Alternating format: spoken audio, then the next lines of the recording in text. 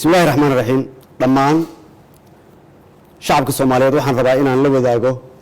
in maalmahan dambe ay xukuumadda dadaal badan gelisay sidii loo xalin lahaa kala aragti duwanaanshaha ku saabsan arrimaha doorashooyinka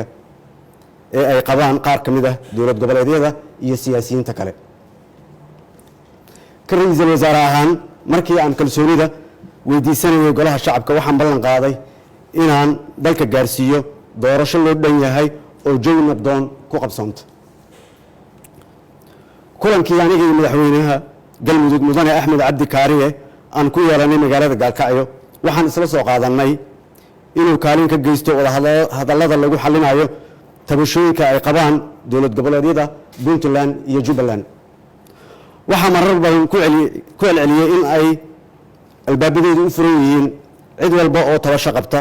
aana diyaar u ahay had iyo jeer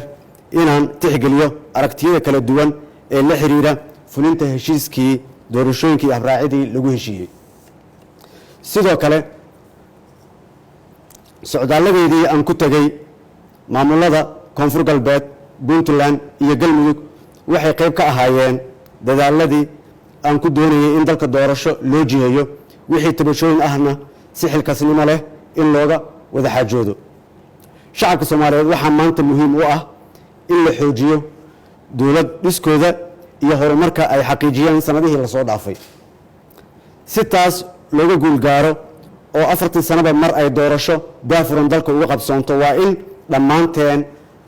aan u istaagnaa sidii dhaqanka dimuqraadiyadda loo sii adkayn lahaa sidaa darteed walaalayaal xukuumadda federaalka Soomaaliya waxay go'aansatay in la gudo galo hirgelinta doorashooyinka si aan waqti kale looga lumin shacabka Soomaaliyeed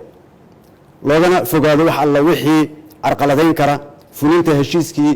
doorashooyinka ee lagu gaaray magaalada Muqdisho 17 September 2020 aad ayuu u mahadsantihiin billahi tawfiiq wassalaamu calaykum waraxmatullaahi wabarakaatuh